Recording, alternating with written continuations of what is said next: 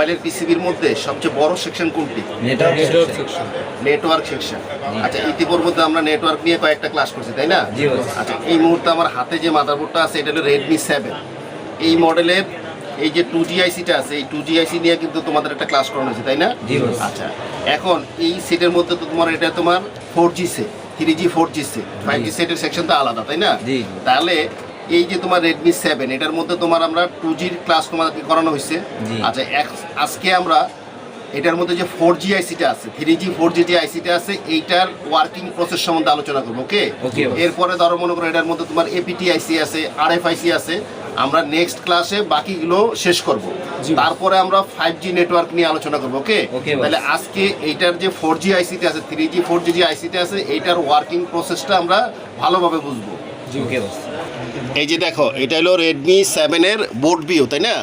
আচ্ছা, এর আগে আমরা এই যে দেখো, এই যে এখানে আছে না PA, এটার নাম্বার কত? স্কাই 777-912-61, তাই না? এটা হলো 2G PA। এটার কিন্তু আমরা ওয়ার্কিং প্রসেসিং যেটা, সেটা আমরা আগে ক্লাসে শেষ করছি, তাই না? আচ্ছা, আজকে আমরা কি দেখবো? দেখো, আজকে আমরা দেখবো হলো এই যে দেখো অপোজিটে একটা আইসি আছে যেটাকে আমরা 3G 4G আইসি বলি, তাই না? আচ্ছা, এই যে দেখো, এটা PA মানে কি? পাওয়ার অ্যাম্প্লিফায়ার, তাই না? পাওয়ার অ্যাম্প্লিফায়ার স্কাই 77638-21। এই যে ভার্সনটা আছে, এই ভার্সনের এই আইসিটা কিন্তু শুধু এই রেডমি 7-এই ব্যবহার করা নাই, একাধিক অনেক সেটে ব্যবহার হয়েছে না? তাইলে এই যে আইসিটা আছে, এই আইসিটার কিন্তু এই যে দেখো সাইডে ছোট ছোট পিনের মতো দেখা যায়, এটাকে আমরা কি আইসি বলি? লেগ আইসি বলি না? আর যেটা ভিতরে বল থাকে ওটা কি বলি আমরা? BGA আইসি, তাই না? এই যে লেগ আইসি আছে, এইটাতে এই যে নোসকাট পয়েন্ট যেদিকে থাকবে, এখান থেকে তো এন্টি ক্লক ওয়াইজ এটা পিন আমরা গুনবো, তাই না?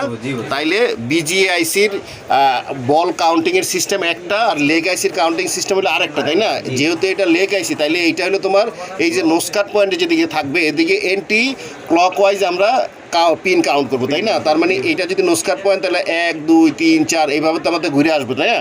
মানে ঘড়ির উল্টার দিকে, তাই তো? আচ্ছা, এই আইসিটার নাম্বারটা দেখো, এখানে কিন্তু ক্লিয়ার দেখা যাচ্ছে না, তাই না? আচ্ছা, আমরা স্কিমেটিকে দেখি যে এটার নাম্বারটা কত। এই যে দেখো, এখানে কত স্কিমেটিক না? এই যে স্কিমেটিক আমরা ওপেন করলাম, এই দেখো এটার নাম্বার কত আছে। আইসিকে তো ইউ দিয়ে ডেনোট করা হয়, তাই না? আচ্ছা, এইখানে এটা হলো স্কিমেটিকের কোড, আর মূলত আইসির নাম্বার হলো এইটা, তাই না?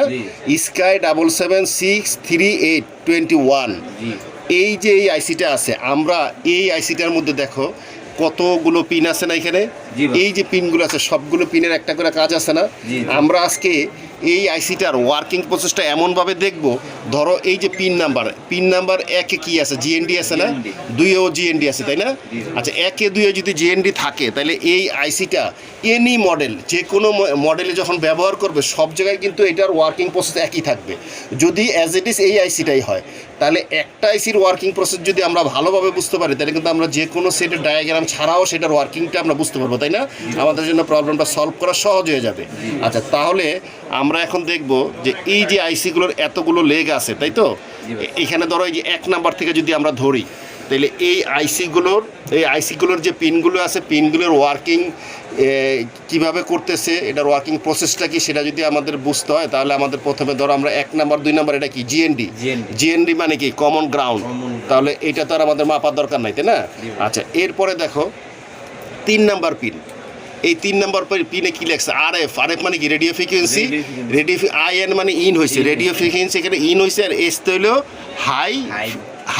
High band. এটা তো নেটওয়ার্ক আইসি, তাই না? লো ব্যান্ড মানে লো ব্যান্ড, মিডিয়াম ব্যান্ড এবং হাই ব্যান্ড।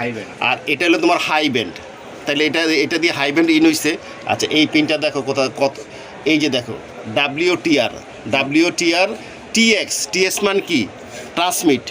TS মানে হলো ট্রান্সমিট। DA ডিজিটাল এবং অ্যানালগ, এবং বিতে হইলো ব্যান্ড 7, ব্যান্ড 40, ব্যান্ড 38 এবং ব্যান্ড 41। অর্থাৎ এটা দিয়ে তোমার হাই ব্যান্ড, যেটা ধরো 3G 4Gর যে সিগন্যালগুলো আছে, সেটা এইখান দিয়ে অ্যানালগ এবং ডিজিটাল দুইটা এটাতে TS হয়েছে। TX মানে হলো ট্রান্সমিট, তাই না?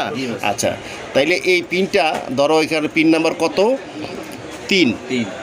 এই আইসির নাম্বার কত? যে স্কাই 77 638-21, তাই না? এই আইসিটা এনি মডেল, যে কোনো মডেলের মধ্যে এই যে আইসিটা ব্যবহার করবে, 3 নাম্বার পিন কিন্তু একই কাজ করবে, তাই না? এটা কিন্তু আর চেঞ্জ হবে না। তাইলে আমাদের এই আইসিটার কনফিগারেশনটা খুব ভালোভাবে বুঝতে হবে, তাই তো? আচ্ছা, এখন আসো, তারপরে আসো তোমার 4 নাম্বারে কি এনসিতে কি বোঝাচ্ছে? Not connected. আচ্ছা, তারপরে 5 নাম্বারে সিরিয়াল ডাটা কোথা থেকে আসে? সিপিইউ থেকে আসে, মাস্টার আইসি থেকে আসে। সিরিয়াল ক্লক, এটা আসে কোথা থেকে? সিপিইউ থেকে আসে। তাইলে এই যে 5 নাম্বার এবং 6 নাম্বারে সিরিয়াল ক্লক এবং সিরিয়াল ডাটা, যেই দুইটা লাইন আসছে, এই মডেলের এই আইসিটা যদি 100টা মডেলে ব্যবহার করা হয়, তাহলে 100টা মডেলে এই 5 নাম্বার এবং 6 নাম্বার পিনেই এই ডাটা ক্লক ইন হবে। তাহলে এই আইসিটা আমরা মাথায়, আমাদের একদম ব্রেনে আমরা সেভ করে নিব যে এই আইসির কোন পিনে কি কাজ করে, ঠিক আছে? তাইলে 5 এবং 6 নাম্বার হলো ডাটা এবং ক্লক। এবং ডাটা ক্লক যদি না আসে, তাহলে কি আইসি অ্যাক্টিভ হবে?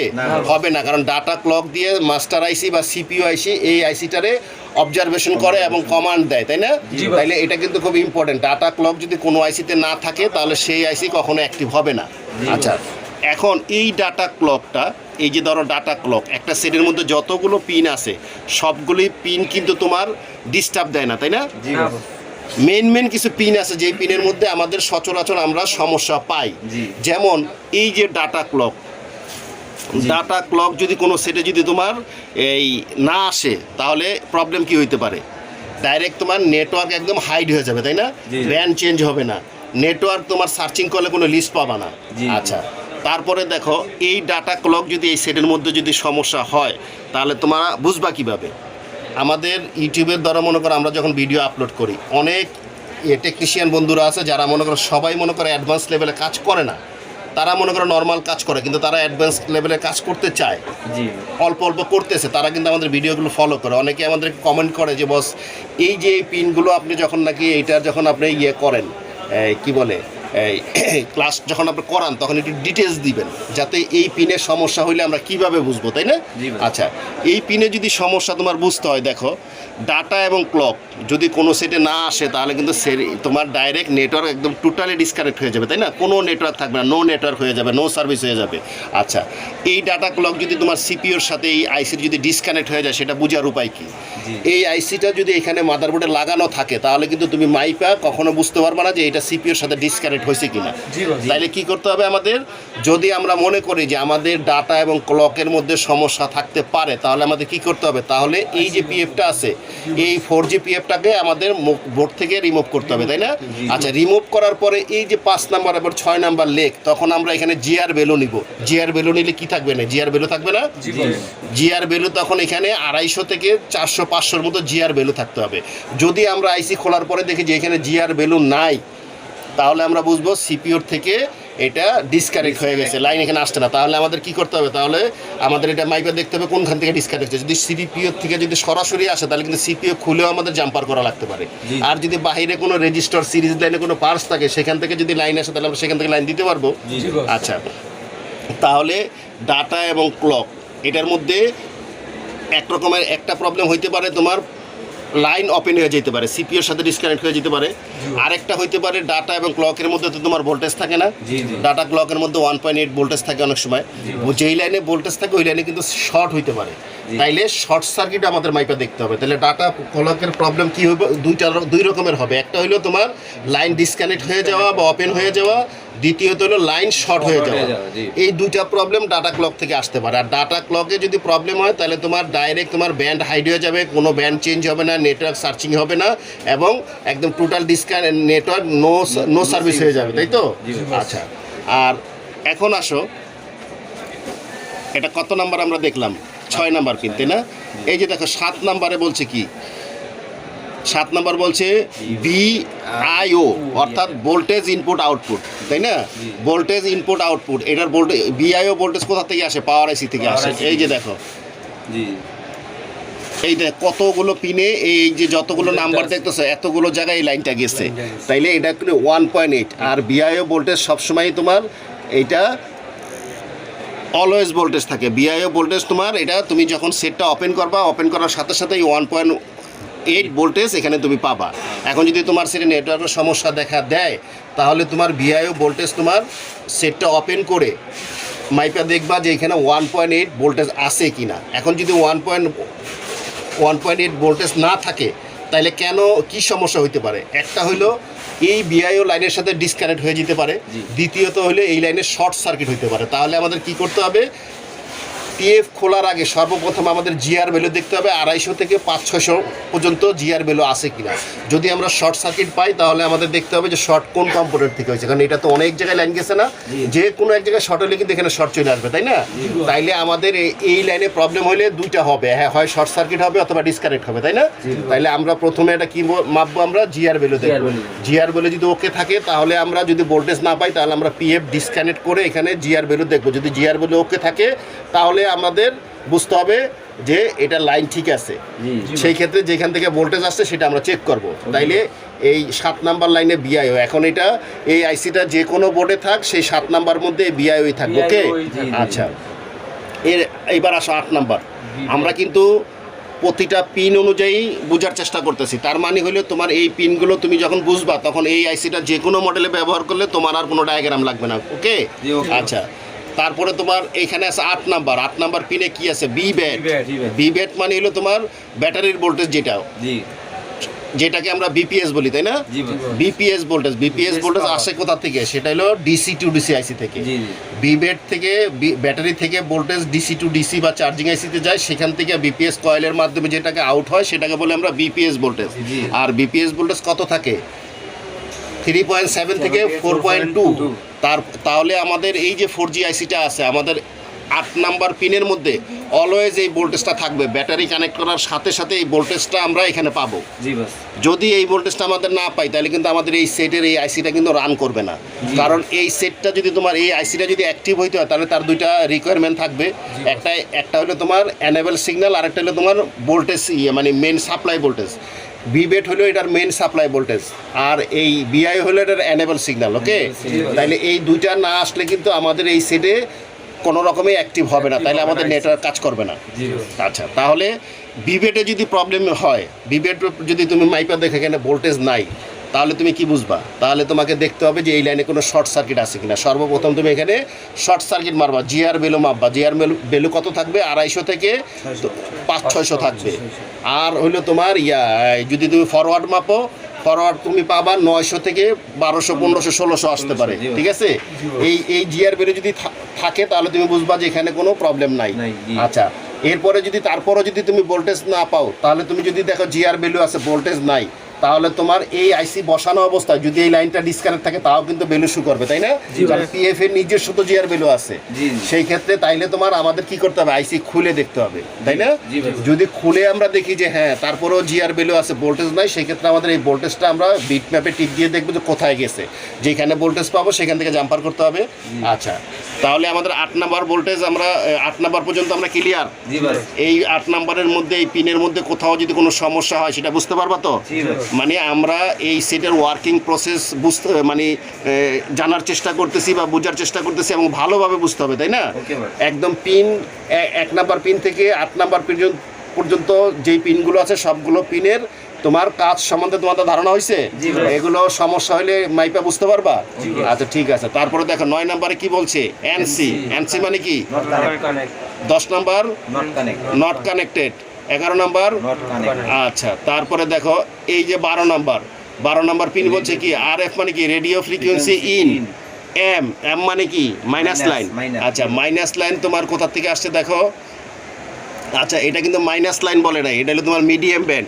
ঠিক আছে, আমরা অন্য জায়গায় হয়তো মাইনাস এটাকে ধরি, কিন্তু এটা যেহেতু নেটওয়ার্কের আইসি, এটা তোমার এখানে ব্যান্ড তোমার 3টা ব্যান্ড থাকবে, তোমার low band, medium band, high band.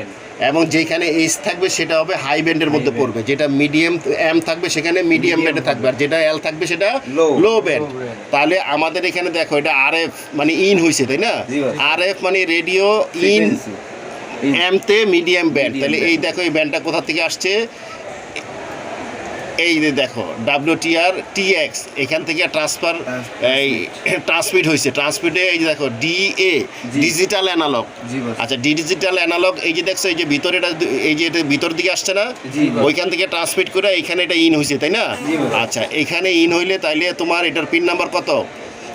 Pin number হলো তোমার RF 12 নম্বর পিন, তাইলে 12 নম্বর পিনে আমাদের মিডিয়াম ব্যান্ড ইন হয়েছে তাই না?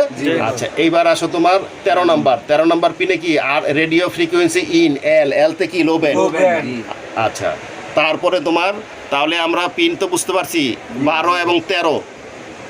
এখন যদি মনে করো আমাদের যদি আচ্ছা আরেকটা বিষয় তোমাদের ক্লিয়ার হইতে হবে, সেটা হইলো এই যে মনে করো যে মিডিয়াম ব্যান্ড লো ব্যান্ড তারপরে তোমার এই যে এসতে হাই ব্যান্ড, এর মানে কিন্তু এই না যে 2G 3G 4G এরকম না। তোমার ধরো হাই ব্যান্ডের মধ্যে লো আছে, মিডিয়াম আছে এবং হাই আছে, আবার 2Gর মধ্যে মনে করো লো আছে, হাই আছে, মিডিয়াম আছে, 3Gর মধ্যে লো আছে, হাই আছে, মিডিয়াম আছে। যেই কারণে তোমার দেখবা যে তোমার অনেকের মধ্যে ব্যান্ড যেমন ব্যান্ড 7, ব্যান্ড 40, ব্যান্ড 41 এইটা হলো ওই জিনিস বুঝছো। তাইলে আমাদের এটাই তো 3G এবং 4G আইছি না, এখানে হাই ব্যান্ডের মধ্যে তোমার মিডিয়াম লো এবং তোমার হাই সবই থাকবে। তাহলে আমরা আগে তো কত পাইছি, আগে হাই পাইছি তাই না, এখন মিডিয়াম এই যে লো ব্যান্ড পাইছি। তারপরে তোমার 14 নাম্বার কি 15 নাম্বার গ্রাউন্ড GND। তাহলে এই সেট আমাদের ক্লিয়ার। আচ্ছা এখন আরেকটা বিষয় হলো ধরো এই যে আমরা ডায়াগ্রামটা যে রিড করতেছি, সাধারণত তোমার ডায়াগ্রাম আমরা যখন রিড করি তখন বাম দিক থেকে রুলস অনুযায়ী বাম দিক থেকে অনেকগুলো ইন হয়, ডান দিক দিয়ে বেশিরভাগ হলে তোমার আউট হয়, ঠিক আছে? কিন্তু এখন কিন্তু তুমি সেই রুলস ঠিক পাবা না। কেন পাবা না? কারণ ওরা ডায়াগ্রামে ওরা এগুলো মেনটেন করে না। অনেক সময় দেখা যায় যে ওরা ডান দিক দিয়ে ইন দিছে, বাম দিক দিয়ে আউট দিছে।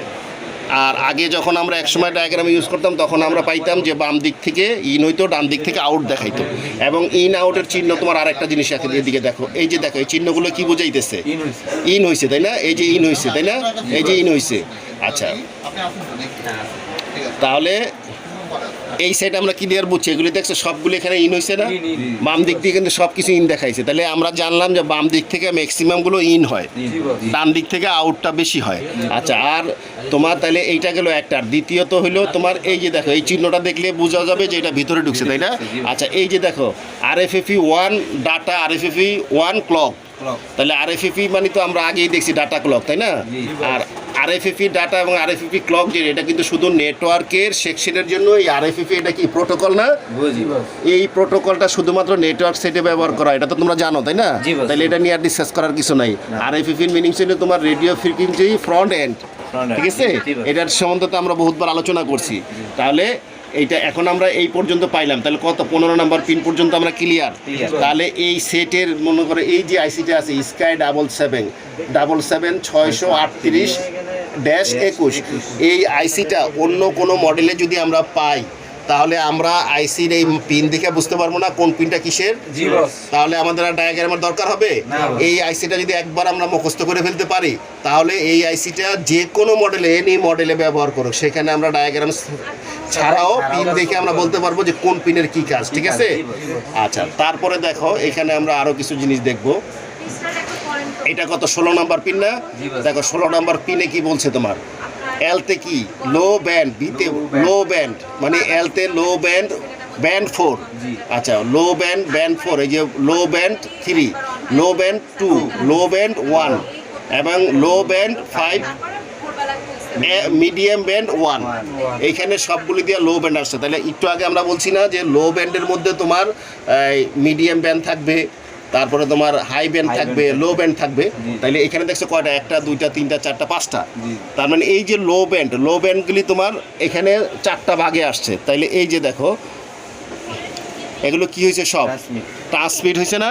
তাহলে ট্রান্সমিট যদি হয় তাহলে এখানে বাহিরে আউট হওয়ার কথা না, কিন্তু এখানে কিন্তু ভিতরে ইন দেখাইছে, কিছু ইন দেখাইছে কিছু আউট দেখাইছে তাই না? তাইলে এখন আমরা নামে তো আমরা বুঝবো যে এটা আউট হবে তাই না? TX মানে কি ট্রান্সমিট, আর রিসিভিং মানে কি গ্রহণ করা, আর TX মানে হলো এটা এখান থেকে প্রেরণ করা, অন্য জায়গায় পাঠানো, তাই না? তাইলে এগুলো সব TX এর লাইন, ঠিক আছে? সব এগুলো ট্রান্সমিট হয়েছে। তাহলে ট্রান্সমিট দেখো, এটা দেখো ব্যান্ডগুলো কত দিচ্ছে তোমার। TX ব্যান্ড 28, তারপরে band 28, TX band 5, band 20, band 8, band 2, band 3। এগুলো সব তোমার কোন ব্যান্ডে কাজ করতেছে? লো ব্যান্ড এবং মিডিয়াম ব্যান্ড, ঠিক আছে? আচ্ছা, তাহলে এই 21 নাম্বার পিন পর্যন্ত আমরা ক্লিয়ার হয়েছি, তাই না? আচ্ছা, এখন আসো আমরা তারপর আমরা দেখবো আমাদের এখানে 22 নাম্বার পিন কি? গ্রাউন্ড। GND মানে কি? গ্রাউন্ড। আচ্ছা, তারপরে তোমার এইখানে 23 নাম্বার পিনে কি দিছে দেখো। 23 নাম্বার পিনে দিচ্ছে তোমার, এটাও তোমার TX মানে কি? ট্রান্সমিট।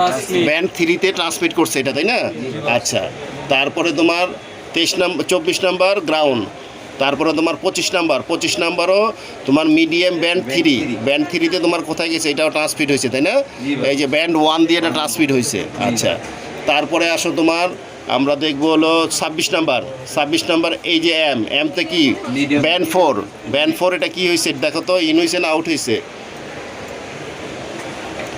TX হয়েছে, এই যে দেখছো TX মানে কি? এটা ট্রান্সমিট হয়েছে, তাই না? দেখো এটা কয়টা ব্যান্ড এখানে কাজ করছে। এই যে দেখো ব্যান্ড 34, ব্যান্ড 39, দুইটা ব্যান্ড এখানে এই যে তোমার ব্যান্ড পাস ফিল্টারের মধ্যে ইন হয়েছে। এখান থেকে একটা আবার এখানে দুইটার থেকে একটা এখানে পাস করছে, তাই না? তাহলে ব্যান্ড পাস ফিল্টার দিয়ে এটাকে পাস করে এখানে কয়টা ইন হয়েছে? একটা ইন হয়েছে, তাই না?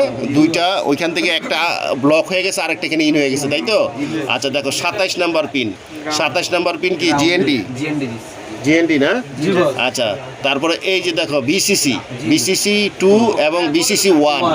এই যে BCC 2 এবং BCC 1 দেখো দুইটা লাইন কোথায় আসছে? এই দুইটা লাইন BCC 1 এর এদিক দিয়ে আইসা এই যে এটার মধ্যে লাগছে না? আবার এই যে এইখানে আইসা BCC 2 1 এবং 2, তার মানে তোমার 3টা লাইন আছে এখানে। 3টা লাইন এই যে এইখান থেকে আসছে কোথায় দেখো? এই যে দেখো BPA APT মানে মিনিংস কি? BPA হলো তোমার voltage for PA, adaptive power tracing.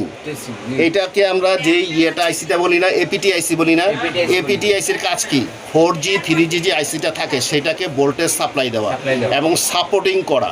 Supporting হইলে মনে করো যেখানে তোমার টাওয়ার দূরে, 3G 4G টাওয়ার মনে করো যে দুর্বল, সেখানে 4G আইসিকে স্ট্রং করার জন্য APT আইসি ব্যবহার করা হয়, তাই না? তাইলে সেটাকে আমরা BCC ভোল্টেজ বলি। এই ভোল্টেজটার কাজ হলো 4G আইসিকে তোমার 3G এবং 4G আইসিকে স্ট্রং করার জন্য, তাই না? যদি কখনো দেখি যে আমাদের সেইটে দেখা গেছে 2G খুব স্ট্রং কিন্তু 3G 4G ভালো চলে না, ঘরে গেলে নেটওয়ার্ক পাই না, টাওয়ারের কাছে গেলে চলে, তাহলে আমরা বুঝবো না যে এটা প্রবলেম কোথায়। কারণ ওই প্রবলেমগুলো তোমার এই APT আইসি যদি সমস্যা হয়, ভোল্টেজ দিতে না পারে, তাহলে কিন্তু এরকম সমস্যা হবে। 3G 4G আইসি কি দুর্বল হয়ে যাবে। তাহলে সেটা পিন নাম্বার কত? পিন নাম্বার তোমার 30, 29, 28। এই যে 3টা পিন আছে, এই আইসিটা তোমার মাদারবোর্ডের যত জায়গায় ব্যবহার হবে, যত মডেলে ব্যবহার হবে, সব জায়গায় তোমার এই 28 থেকে 30 পিনের মধ্যে BCC লাইন ভোল্টেজ ইন হবে, তাই তো? আর এই ভোল্টেজটা আসবে কোথা থেকে? APT আইসি থেকে আসবে না? আচ্ছা, তাহলে অলরেডি মনে করো আমাদের 30 নাম্বার পিন পর্যন্ত আমরা ক্লিয়ার তো? আচ্ছা, আমরা কিন্তু এইটা তোমার 1 নাম্বার থেকে সবগুলো পিন কাউন্ট করতেছি। কেন করতেছি? যে আমরা শুধু এই মডেলের জন্য এটা ট্রেসিং করতেছি না, আমরা অল মডেলে যত জায়গায় এটা ব্যবহার হবে তত জায়গায় যাতে আমরা বুঝতে পারি, তাই না? তাইলে এই নাম্বারের আইসি যেই সেটেই ব্যবহার হোক, আমরা এই সূত্র দিয়ে তো বুঝতে পারবো, তাই না? আচ্ছা, তাহলে অলরেডি আমরা 30 নাম্বার আমরা কাউন্ট করছি। তারপরে দেখো 31 এবং 32 GND মানে কি? গ্রাউন্ড না? তারপরে এই যে দেখো এখানে 33 নাম্বার পিনে কি বলছে? SB হাই ব্যান্ড 1, তাই না? হাই ব্যান্ড 1 হলো তোমার এটা কি? এই যে দেখো এখানে ইন হয়েছে, তাই না? এটা দেখো এখানে এই লাইনে দেখো যেটা ক্যাপাসিটার আছে 33 পিকোফ্যারাড। ফ্রিকোয়েন্সি লাইনে আমরা দেখছি না যে পিকোফ্যারাড অনেক ক্যাপাসিটার থাকে। ক্যাপাসিটারের কাজ কি? হাই ব্যান্ডকে পাস করা, তাই না? এই কারণে তোমার এইটার মধ্যে এই ব্যাপারে তো তোমাদেরকে ক্লাস করানো হয়েছে বোধহয়, তাই না? এই ক্যাপাসিটারগুলো ফ্রিকোয়েন্সি লাইনে থাকে, আর ক্যাপাসিটারের ধর্ম হইলো তোমার ওরা হাই ফ্রিকোয়েন্সি পাস করে, যেই কারণে ক্যাপাসিটারের তোমার এক মাথায় মান থাকে আর এক মাথায় থাকে না। অনেকে কিন্তু ভুল করে তোমার কি করে? ক্যাপাসিটার রিমুভ করে দেয়, করে ওখানে জাম্পার করে দেয়, তাই না? এটা কিন্তু তোমার ওরা ভুল করে, তাই তো? এখন যে জানে সে তো আর এই ভুল করবে না। সে যখন দেখবে যে এই পাশে মান আছে ওই পাশে মান নাই, সে কিন্তু বুঝতে পারবে এটা কেন ব্যবহার করছে, তাই না? আবার অনেক লাইনে দেখা যায় এই যে দেখো এই যে এখানে ক্যাপাসিটর দেখছো 33 পিকোফ্যারাড। এই যে এখানে দেখো এটা কি দিছে, কয়েল দিছে না, কয়েল দিয়ে গ্রাউন্ডের সাথে কানেকশন করছে। তাহলে এই মাথায় গ্রাউন্ড শো করবে না, তাহলে এই মাথায় কিন্তু গ্রাউন্ড আসবে না, কারণ ক্যাপাসিটরে এই মাথায় থাকবে মান, এই মাথায় থাকবে গ্রাউন্ড। তাইলে এটা কি কোনো সমস্যা? সমস্যা না, কারণ এই যে কয়েলটা ব্যবহার করছে গ্রাউন্ডের সাথে, এটাও তো ফ্রিকোয়েন্সি পাস করার জন্য করছে, তাই না? তাইলে নেটওয়ার্ক সেকশনটা কিন্তু অনেক বড় একটা সেকশন। নেটওয়ার্ক সেকশনের সম্বন্ধে কিন্তু আমাদের অনেক কিছু জানানো দরকার আছে, তাই না? নেটওয়ার্ক সেকশনের যে এক একটা কম্পোনেন্ট ব্যবহার করছে, এটার ওয়ার্কিং যদি আমরা না জানি, তাহলে কিন্তু আমরা নেটওয়ার্কের প্রবলেমটা বুঝতে পারবো না। এখন দেখা গেছে যে তুমি এখানে যখন দেখবা যে এখানে জিআর নিয়ে দেখতেছো শর্ট শু করে, তখন তুমি ভাববা যে এই লাইন বোধহয় শর্ট হয়ে গেছে, কিন্তু আসলে কিন্তু এটা শর্টই থাকবে, তাই তো? তাহলে এই লাইনটা তোমার হাই ভোল্টেজ ব্যান্ডের লাইন, তাই না? ব্যান্ড 1 এটা। আচ্ছা, তাহলে আমাদের 33 পর্যন্ত ক্লিয়ার। আচ্ছা, 34-এ কি হচ্ছে, কি এটা জিএ গ্রাউন্ড। তারপরে দেখো এই যে আবার দেখো তোমার এটা কত 35 কি এসতে হাই বিতে ব্যান্ড 2, তাহলে হাই ব্যান্ড 2 এটা, তাই না? আচ্ছা, হাই ব্যান্ড 2 দেখো এটা কি ইন হয়েছে না আউট হয়েছে আমরা দেখি। এই দেখো টিআরএক্স মানে কি ট্রান্সমিট প্লাস রিসিভ, দুইটা এখানে ইন এবং আউট দুইটা হবে, তাই না? এই যে দেখো এখানে কিন্তু ওরা শুধু চিহ্ন দিছে কি এটা আউটের দিছি না, ইনের দিছে, তাই না? কিন্তু এখন আমরা কিন্তু নাম দেখে বুঝতেছি এটা টিতে ট্রান্সমিট এবং আরতে রিসিভিং। ট্রান্সমিট এবং রিসিভিং দুইটা কাজ এইটাতে একটার মাধ্যমে করে, অর্থাৎ ইন আউট দুইটা হবে, কিন্তু ডায়াগ্রামে কিন্তু সেই চিহ্নটা দেয় নাই। কিন্তু আমরা যেহেতু ডায়াগ্রাম তোমার রিড করতে জানি এবং কোডিং এর মানে আমরা বুঝি, তাহলে আমাদের কি কোনো সমস্যা আছে? ওরা যদি চিহ্ন ভুল দেয় আমরা তো আর ভুল বুঝবো না, কারণ আমরা তো এটার কোডিং জানি। এই কোডিং এ এখানে বলে দিছে এটা ট্রান্সমিট এবং রিসিভিং, তাহলে এইটাতে আমরা বুঝে নিব ইন এবং আউট দুইটা হবে এটাতে। আচ্ছা, তাহলে এটা কত নাম্বার পিন ছিল? এই যে এখানে আবার দেখো ব্যান্ড পাস ফিল্টার আছে, ঠিক আছে? আচ্ছা, ব্যান্ড পাস ফিল্টারের মাধ্যমে এটা আসছে। আচ্ছা, এটা কত নাম্বার পিন? 35। আচ্ছা, 36-এ কি দেখাইছে? জিএনডি। তাইলে এই যে 36-এ যে তোমার জিএনডি আছে, এটা যদি অন্য কোনো মডেলে তুমি এই আইসিটা পাও, সেখানে কিন্তু এই 36 কিন্তু জিএনডি থাকবে, তাই না? তাইলে এই আইসির প্রতিটা পিন আমাদের ভালোভাবে যদি আমরা একবার বুঝতে পারি, তাইলে এই মডেলের আইসি যত সেটে থাকে আমাদের আর কোনো সমস্যা হবে না। তাইলে কোন পিনে জিএনডি থাকবে, কোন পিনে পজিটিভ থাকবে আমরা তো বুঝতে পারবো, তাই না? আচ্ছা, তারপরে আসো এখানে আসো, এটা কত 37। দেখো 37-এ কি বলছে? Band high band 3, high band 3, তাই না? আচ্ছা, এইটা দেখো কি হয়েছে এখানে। এই দেখো আগেরটা কি টিএক্সআরএক্স ট্রান্সমিট এবং রিসিভিং ছিল, এইটা দেখো শুধু ট্রান্সমিট হয়েছে, তাই না? এই যে দেখো এটার চিহ্ন কিন্তু আমার ঠিক মতো দিচ্ছে, এটা যে বের হয়েছে সেটা তো বোঝা গেছে। টিএক্স মানে কি ট্রান্সমিট, এবং ট্রান্সমিটের সাথে চিহ্নর মধ্যে তো মিল আছে, তাই না? আচ্ছা, তাহলে এইটা আমরা বুঝলাম যে এটা শুধু হাই ব্যান্ড, এটা দিয়ে ট্রান্সমিট হবে, তাই না? তাই তো? আচ্ছা, এরপরে আসো তোমার 38, 39, 40, 41 দেখ এখানে কোনোটা ব্যবহার করেন, এটা ব্লাইং আছে, ঠিক আছে? এটা যে লাইন ছিল এটা ছিল কি হাই ব্যান্ড রিসিভিং 1, এটা তোমার ইনঅ্যাক্টিভ করা হয়েছে, তাই না? আর বাকি 3টা পিন এখানে কি হয়েছে? জিএনডি করা হয়েছে।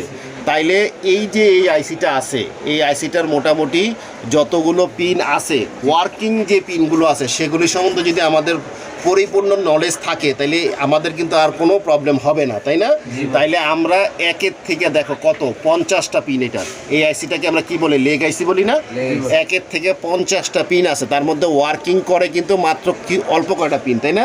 আর অনেক পিন কিন্তু এখানে দেখো সবগুলো জিএনডি। এখন একটা বিষয় হলো, এই যে দেখো জিএনডিগুলো আছে, এই যে একটা জিএনডি, দুইটা জিএনডি, এই যে এতগুলো, যে এই যে দেখো এখানে কতগুলো একসাথে জিএনডি, কিন্তু এই জিএনডিগুলো যে দিচ্ছে এটাকে কাজে দিচ্ছে না? আচ্ছা, যেখানে প্লাস আছে সেখানে মাইনাস লাগবে না? প্লাস মাইনাস ছাড়া কি কাজ হবে? তাইলে এই আইসিটা যদি ওয়ার্কিং করতে হয়, এই আইসিটা যদি অ্যাক্টিভ হইতে হয়, তাহলে এটার একটা রিকোয়ারমেন্ট আছে না? সেই রিকোয়ারমেন্টটা কি? এই সেটার এই যে এতক্ষণ ধরে যে আমরা যেটা দেখলাম যে এই আইসিটার কত নাম্বার পিনে দেখো কি কি ওয়ার্কিং আছে। এই যে দেখো প্রথমে তোমার এই যে সিরিয়াল ডাটা, সিরিয়াল ক্লক, এই দুইটা হলো মেইন, এটা মাস্টার আইসি থেকে সিপিইউ থেকে কন্ট্রোল করে না? আচ্ছা, এটা হলো তোমার আরএফএফই ক্লক এবং আরএফএফই ডাটা। এই দুইটা যদি কোনো রকম মিসিং হয় তাহলে এই সেটে যত ভোল্টেজ আছে সবও যদি আসে তাও কাজ হবে না, তাই না? তাহলে এইটাও তো আমাদের দেখতে হবে। তাহলে এইটা দেখার জন্য আমাদের কি করতে হবে, যদি এটা আমরা সমস্যা মনে করি তাহলে আমাদের আইসি খুলে এখানে জিআর ভ্যালু নিতে হবে না। তারপরে জিআর ভ্যালু তো যদি দেখি যে হ্যাঁ জিআর ভ্যালু আছে, তারপরে আমরা কি করব, অসিলোস্কোপ দিয়ে আমরা এটা ফ্রিকোয়েন্সি দেখবো, তাই না? ফ্রিকোয়েন্সি দেখে আমরা কনফার্ম হবো যে এটা ফ্রিকোয়েন্সি আসতেছে কিনা, আচ্ছা, বা ক্লক সিগন্যাল আসতেছে কিনা, আচ্ছা গেল এটা। তারপরে এই যে বিআইও এবং বিব্যাট এই দুইটা হলো এটার ইনপুট ভোল্টেজ, তাই না? একটা হলো এনেবল আর একটা হলো বিব্যাট সাপ্লাই ভোল্টেজ। এই দুইটা যদি না থাকে তাহলে কিন্তু আইসি অ্যাক্টিভ হবে না।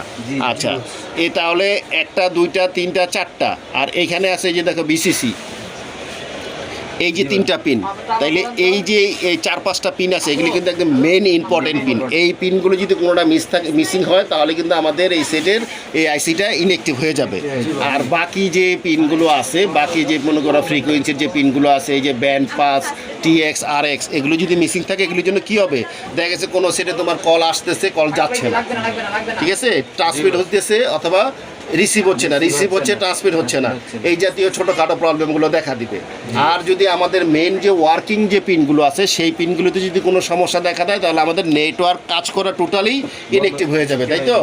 তাহলে যদি তোমার 4Gর এই আইসিটা যদি আমাদের কাজ করতে হয় তাহলে এই পিনগুলো আমরা খেয়াল রাখবো, ওকে? এবং এই পিনের সবগুলোর পিনের কি কি সমস্যা হইতে পারে সেটা কি ধারণা পাইছো? প্রয়োজনে আমরা এই আইসি খুলেও কিন্তু আমাদের এটা মাইপা দেখা লাগবে, তাই তো? তাহলে আমরা আর এই নাম্বার কত এটার, স্কাই 776-638-21, তাইলে এইটা হলো আমাদের 3G এবং 4G আইসি। এই আইসিটা কিন্তু তোমার স্যামসাংয়ে ব্যবহার করা হয়, এমআইতে ব্যবহার করা হয়, তোমার ওপো, ভিভো অনেক মডেলে ব্যবহার করা হয়। তাহলে যেই মডেলেই ব্যবহার করা হোক আমাদের শুধু মনে রাখতে হবে যে 1 নাম্বার পিন থেকে 50 নাম্বার পিন পর্যন্ত ওয়ার্কিং পিনগুলো কোনটা। শুধু যদি আমরা এই ওয়ার্কিংয়ের 4-5টা পিন যদি আমরা খেয়াল রাখতে পারি তাহলে আর আমাদের এই মডেলের কাজ করতে কোনো প্রবলেম হবে না, হবে? আচ্ছা, তাহলে আমরা নেক্সট ক্লাসে আমরা কি করব, নেক্সট ক্লাসে আমাদের এই মডেলের মধ্যে তোমার 3G এবং 4G সেকশনের এই যে 3G বা 4G সাপোর্টের যে সেটগুলো আছে এগুলোর নেক্সট ক্লাসে আমরা RFIC এবং APTIC দেখব।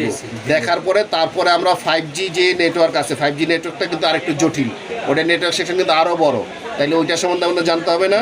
যদি আমাদের 5Gর যদি ধারণা না থাকে তাহলে কি আমরা কাজ করতে পারবো? 3G 4Gতে আমরা যেভাবে আমরা ওয়ার্কিং প্রসেস দেখছি আমাদের 5Gতে তো একইভাবে দেখতে হবে, ঠিক আছে?